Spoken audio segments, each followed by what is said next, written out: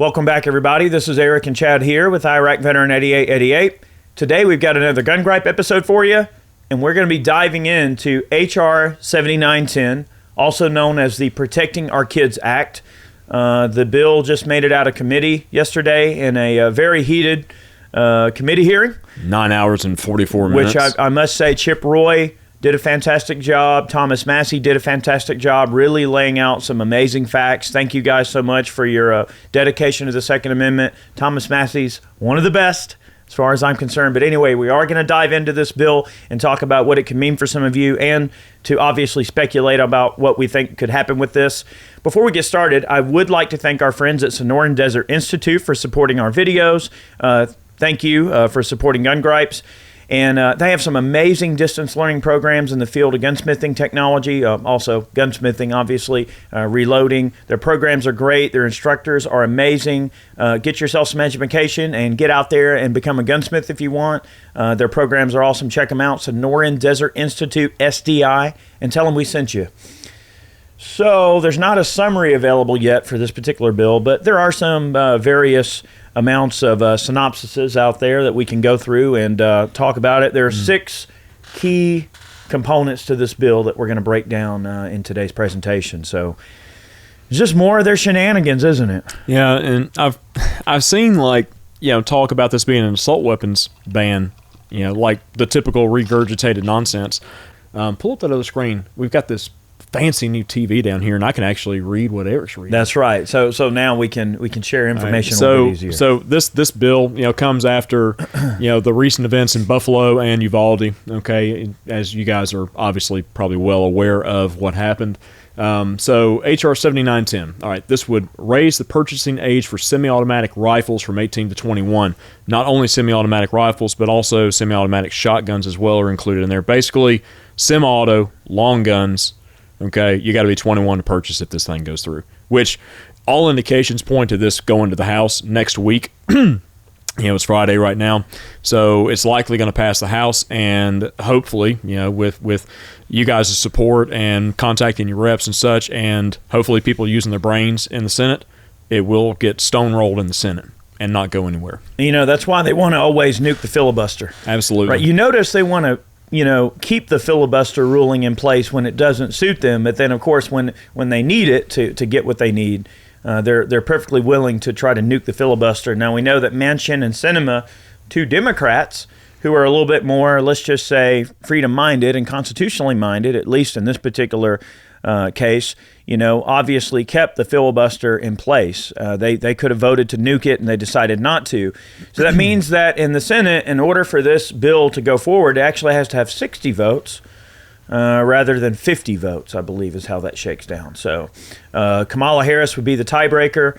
So right now, it's a pretty tight Senate. However, with the filibuster in place, with the rules in place, they actually have to get some Republicans to turn coat in order to get it through the Senate. So that is where we've seen all of this difficulty with McConnell and a few other, large rank and file Republicans who have, sort of given the indication that they want to compromise with the Democrats on gun control. And of course, many people who consider themselves card-toting Republicans obviously have a major issue with that, because gun rights are a huge single voter, or a one issue voter point for many people.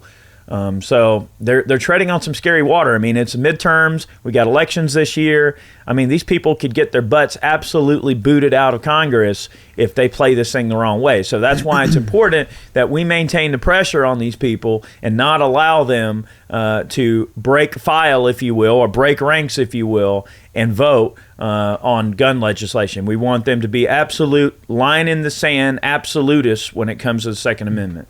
So why would there be an issue with raising the age from 18 to 21? Well, first of all, you can enter the military at 18. So they're telling you that you can go fight and die for your country, but you're not good enough to own a semi-auto rifle when you get home, or a semi-auto shotgun, right? I mean, that's an issue. I mean, in fact, Nadler said the other day in the Senate, in the confirmation hearing, he was like, hey, their brains aren't fully developed yet. Your brains aren't fully developed until you're 21. Well, then why are you sending them overseas? Why are you letting them join the military? Why are you letting is the them age vote? to be an adult 18? Yeah. So one of the arguments was allowing 18-year-olds to vote. So if their brains aren't, or their frontal lobes aren't fully developed yet until they're in their mid-20s, then why are you allowing 18-year-olds to vote? Why are you petitioning for 16-year-olds to be able to vote? So if your frontal lobe isn't fully developed, then how can you make a sound decision in an election that will put people in place to represent you politically? A person, they want a person to be able to vote at 15. Oh, but your little pea brain is not developed enough to drink a beer or own a gun, even though, you can go fight and die in our wars that make us rich. It's a ridiculous argument that has no basis in reality or reason or logic. It would ban the import, sale, manufacture, transfer, or possession of high-capacity ammunition magazines. Existing magazines would be grandfathered in. It would allow the states and localities to compensate individuals who surrender high-capacity magazines through buyback programs. Yeah. So there's some provisions in the bill to allow federal grants to be utilized by states and counties and such to use those funds to buy back magazines from those who would like to surrender them. So if you remember back in like 94 when the crime bill went through, 30-round magazines were banned under the crime bill, the original assault weapons ban, right? So all the magazines produced after that for LE and government use and such, and by manufacturers, had to be marked LE and government use only, right? Right. And the sale of pre-ban magazines was allowed. So like you could purchase a magazine that was pre-banned during that time, but the prices skyrocketed. So under this bill, from what I read, it's going to prohibit any sort of transfer and such. Like if you wanted to transfer those magazines, you're not going to be allowed to. They have to be surrendered or destroyed. Yeah. You can't sell them. You can't do anything with them. But that's not reality. It's not. And the thing is like, you stop the manufacture and sale and transfer of these things. What about all the magazines that are out there? Is this bill really going to do anything to curb violence in general? No. Is it going to do anything to curb crime in general? No. It we know the does answer. not have any basis in reality, for sure. We know the answer. It definitely doesn't. And then here they say they want to beef up federal criminal penalties for gun trafficking and straw purchases. I mean, here's the thing. Like a lot of the things that they're pushing for when they try to write these bills and stuff, we already have stuff in place. We already have background checks in place. We already have all of these systems in place, right? I mean, how many times has the FBI sat on their hands when they knew about a potential shooter doing something and they chose not to act, right? So this isn't about Joe Blow America's guns. This is about a greater, far-reaching agenda than they're even going to let on. Like this agenda has a lot more to do than just with guns, right? They would establish voluntary best practices for safe firearm storage, including tax credits for purchasing safe storage devices. They say establish voluntary practices, but from everything I read, it seems that it's going to be mandatory. Well, it will be. So they're also going to establish requirements to regulate the storage of guns at home and criminal penalties for violating them. So we've seen in other bills, we've seen safe storage laws being proposed, and this would require you, like in some states like New Jersey, for example, you have safe storage laws in New Jersey, I believe. So you'd have to keep your guns locked up at home, out of unauthorized hands, all right, like your kids and such like that. So if you violate that, you could face very strict penalties, is what this bill would enact. Right. And what's going to happen? All right, so who gets to come around and check for compliance, right? And then when they come around to see if you have a safe to lock your guns up, what, are they going to want to make a list of all the guns you have? Are they going to want to see where the guns are? Are they going to want the combination to the safe? I mean, where do you draw the line? What, do you have to produce a receipt, show them where you had to buy a gun safe? So the issue is, the government is not supposed to be able to require you to purchase a good or service, right? Now, listen, you're not going to hear me say, oh, you evil people who lock your guns up, you're terrible. No, you should have a safe. I'm not saying that you shouldn't have a safe. People need to have a gun safe. People need to store their firearms correctly. That's just part of being a responsible gun owner. Where I take issue is having the government require someone to do it. I don't think it should be required. I think people should just take it upon themselves to do the right thing, right? So a lot of these types of things we look at when it comes to gun control measures, right? it's not that many of us don't already do many of these things that they talk about, such as, I mean, obviously we keep our firearms locked up. You know, I mean, I have a insurance policy on my firearms through Corvains.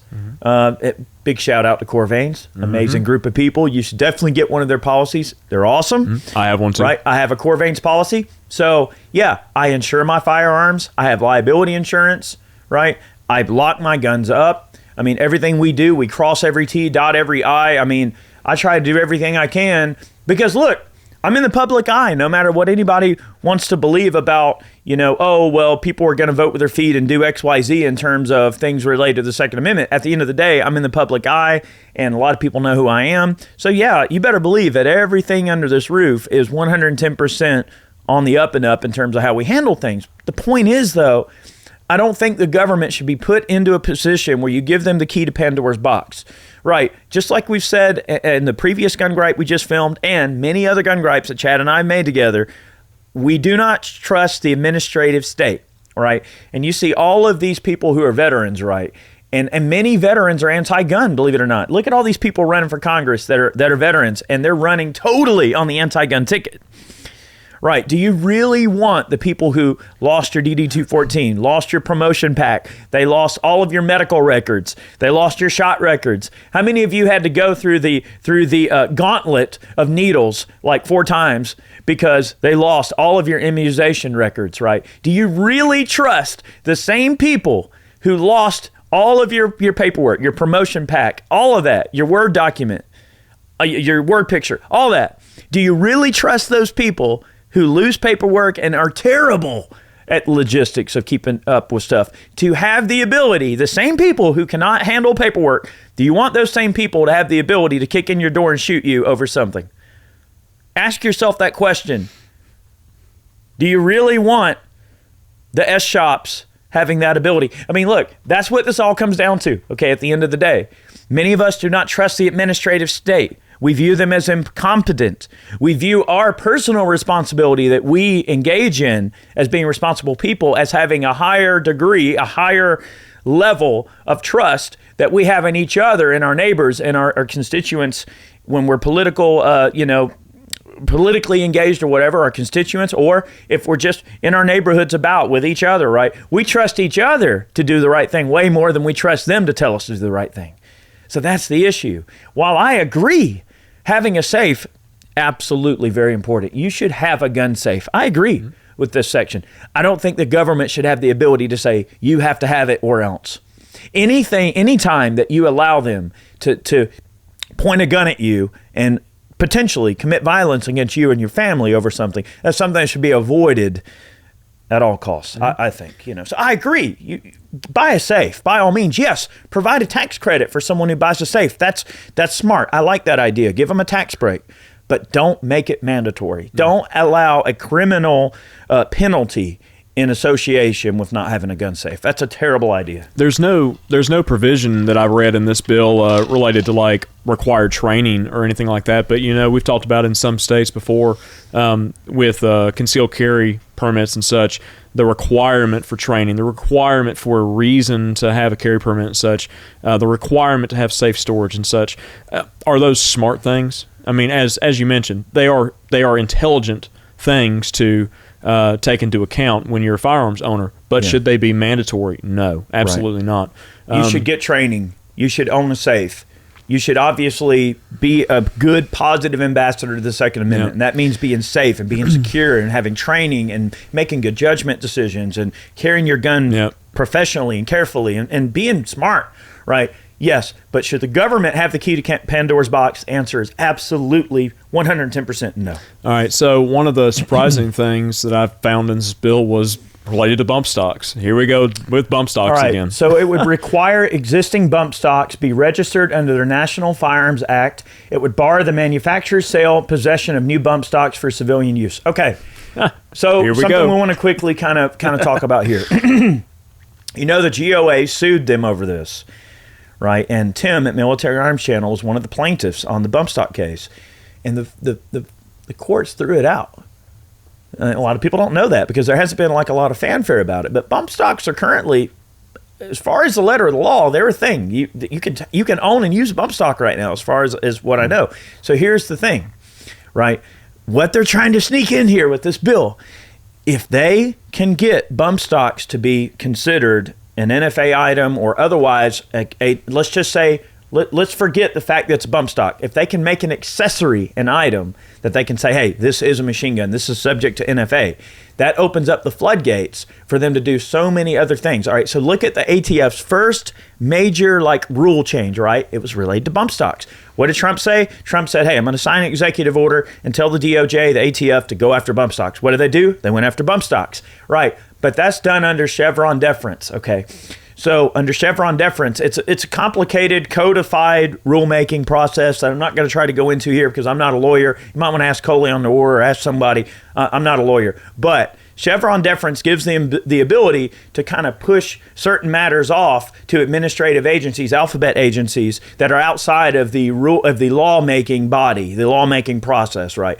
But the issue, right, it was never really intended, at least as far as I know, it was never really intended to be used in situations where threat of force or loss of life would be a factor, such as in a law enforcement situation. I mean, law enforcement can come in and use lethal, deadly force to enforce something, right, when it comes to a gun law, right? They come in, shoot your dogs, kill you and your wife in the middle of the night, that sort of thing. That's the stuff we want to avoid, right?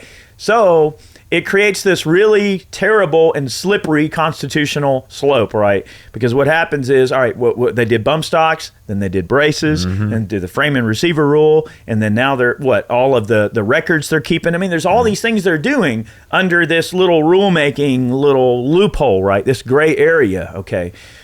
What this would do, if this bill passes, they can go and say, see, we passed a law, so now it's legit. Now we can pass a law about braces, and we can pass a law about a frame and receiver rule. Oh, well, we want to pass a law and rewrite the Gun Control Act to include this verbiage, this language, right? So this is a tiny chipping away to open up the floodgates for a more greater encompassing amount of accessories that they can then say, you know what, we want to treat a trigger like a machine gun, or we want to treat a mode of operation like a machine gun. Oh, well, Jerry Mitchell can get behind an AR and shoot it as fast as a machine gun. So I've got some details on that. Yeah, so anyway. So I read this and I just thought it was kind of funny, but no matter how they word these documents, it doesn't change the fact that a bump stock is still not a machine gun, hence why it was thrown out in the courts. All right. The term bump stock means any of the following: any manual, power-driven, or electronic device that is designed such that when the device is attached to a semi-automatic weapon, the device eliminates the need for the operator of a semi-automatic weapon to make a separate movement for each individual function of the trigger, and materially increases the rate of fire of the semi-automatic weapon or approximates the action or rate of fire of a machine gun. And it goes on about any combination of parts and such. But the thing is, you still have a separate movement of the trigger and a separate function for every shot that's fired because it's still a semi-automatic function. Under the guise of this, if you materially increase the rate of fire of a semi-automatic weapon to approximate a full auto weapon or whatever, the rate of fire, say 880 rounds a minute, right, which is actually quite easy to do if you have a fast trigger finger like you do or Jerry Mitchell, then technically you are a machine gun. Right. I mean, but the only way to get this to actually hold muster and stick is to actually change the definition of what a firearm is, what a machine gun is. And we obviously don't want them doing that because what do you think they're going to do there? You got to go back to the 34 NFA. You got to go back to the GCA, which these are bills that really should have never taken place in the first place. But you ever notice how incrementalism, it always takes things away, one little bit, like a little tiny chip. But you ever notice how incrementalism doesn't give you anything back? All right, if you do get tiny bits back, all right, right now we're 25 states into nationwide constitutional carry. We're halfway there. We're halfway across the finish line, right? But you notice, look at that incrementalism, how hard it is to incrementally take something back, right? Usually, to receive something in return, that incrementalism took away, requires swift action and usually requires action that is very, very terrible and has an extreme loss of life. History shows that. That is a fact, right? Revolutions are costly. So anyway, let's get to the last one. It wants to amend the definition of ghost guns to require background checks on all sales. All that is gun registration hidden in some words, right? You can wordsmith anything any way you want to, right? They wordsmith this document together to make it seem like, wow, we just want to stop ghost guns, those evil ghost guns. But at the end of the day, in order for them to get exactly what they want, this particular bill would have to be in concert with the already unconstitutional and unlawful registry that's being created by the ATF. They would need that billion firearm registry in order to know who has the guns and when they had them. Now remember, some years back, Canada tried a long gun registry. You guys remember that? A big shout out to our friends in Canada who actually, they just banned the sale and transfer and possession of handguns in Canada, which is terrible, right? Justin Trudeau just decided to, you know what, I'm just going to be a tyrant. Who cares? You know, big shout out to my friends in Canada up there, my viewers in Canada. But the point is, they tried a long gun registry in Canada, and it failed miserably because it ended up being so expensive and just so nuts. So in order for the ATF to just collect documents and put them into a database, by the time they follow every single lead and do every single little trace to figure out who actually has what, because all that 4473 does is represent a point in time that person had possession of that firearm. On the day of the sale of the firearm. That's all they know. They can pull up that 4473 and know that Joe Blow at this address bought this gun, this make, this serial number, all this on this day. That's it. That's all they know, right? If they come and ask you, hey, do you have this gun anymore? You could totally say, well, hell no, I sold that 10 years ago. That 4473 I filled out 20 years ago. I already sold that to Jim Bob, my neighbor, or whoever. So they don't realize that logistically they're going down a rabbit hole that not only is expensive, but it's administratively inefficient and it's unconstitutional. They're not allowed to do it. It goes outside the confines of the rules of what they're allowed to do. Even if this bill did pass, which a lot of people don't expect it to make it out of the Senate. But here's the thing. Even if this bill did pass, it wouldn't hold constitutional water anyway. They could pass it all day long, but it's not going to mean that it's not going to get shot down in the Supreme Court. Hopefully. Or even potentially, shot down in some lower courts. Yeah. One of the things, too, in the segment about untraceable firearms and such, it specifically mentions machines that are capable of turning a 80% frame into a functional firearm. So that would be like the ghost gunner machines and such. But these are tabletop CNC machines that are purpose-built and purpose-programmed to do that one particular task. But there are a number of tabletop CNC machines that are available, and the tooling that is available, and the knowledge is right here. That's right. In order to, learn how to use it and program it to mill out a solid block of aluminum into a billet frame or receiver. So this will not stop people from exercising their Second Amendment rights. It just absolutely will not. We've got a 4473 pulled up here on look at TV. That. Let's see. Last name, Biden. First name, Robert. Middle name, Hunter. And, of course, there's some areas that are redacted for obvious reasons. 175 pounds, 6'1". So it didn't stop Hunter Biden from getting a gun, even though he was a prohibited person.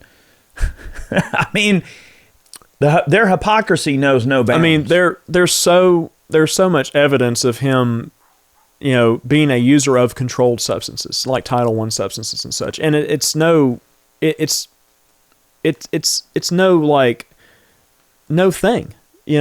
It's a non-issue to everybody. Yeah, I mean, that's right. The whole laptop, that was the heart of the New York Post's article that got them pulled off of Twitter during the 2020 election cycle. Yeah, our Facebook page was deleted. Yeah, they unpublished my Facebook page because I had just posted about David Chipman, and it was a huge article, and it did really well. It got like 700,000 hits on it in like a day. Yep. And then a week later, my page was pulled. Yep. And I'm telling you, I refuse to believe that there weren't some political levers of power that were pulled by somebody within that organization against Facebook to say, hey, this guy's being a fly in the ointment. We want you to take him down. Now, I can't prove that yet, but I am going to start submitting several Freedom of Information Act requests.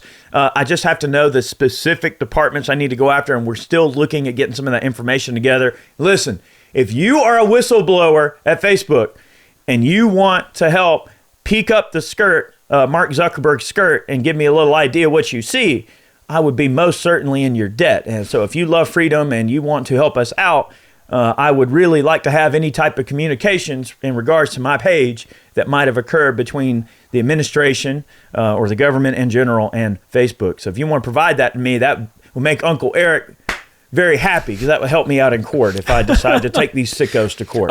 Sir, and look, I'm tired of playing games. Sir, I'm probably going to wind up having to take them to court. How did you come across these here documents? Oh, well, I don't know. They were just mysteriously dropped in my inbox. Yeah, I don't know what happened. They just showed up. Oh, that's Russian misinformation.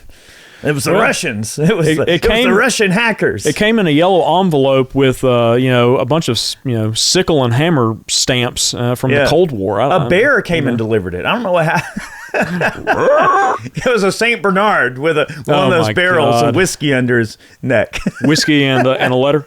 Yeah.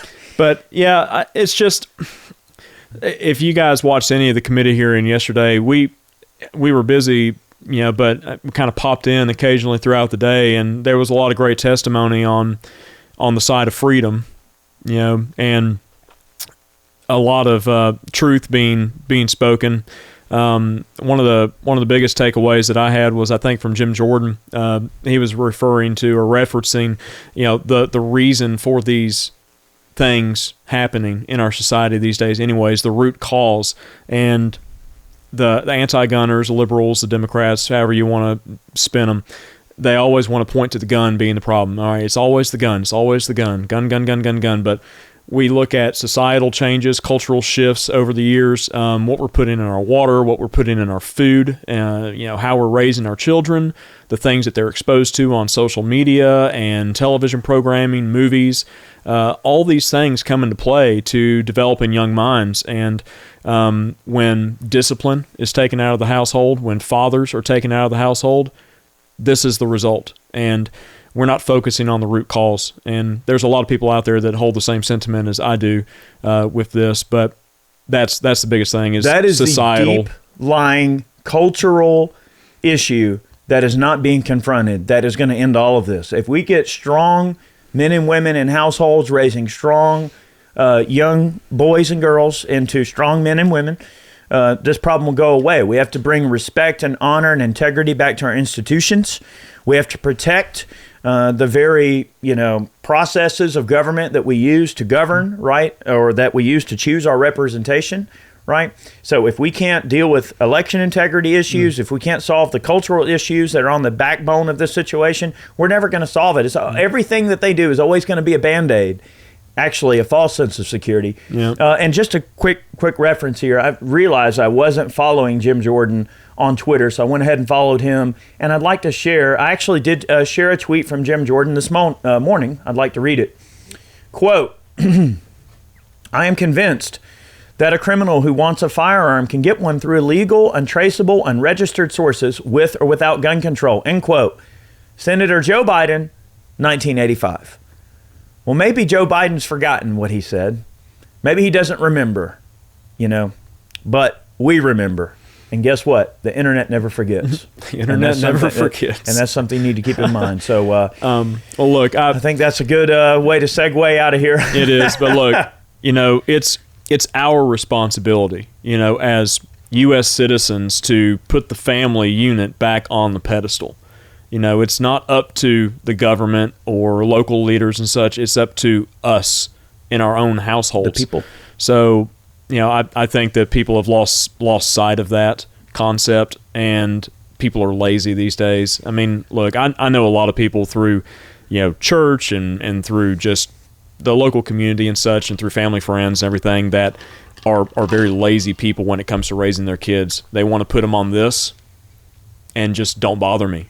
That's the mentality. But people don't spend enough time with their kids, and they grow up and they become like this person in Uvalde.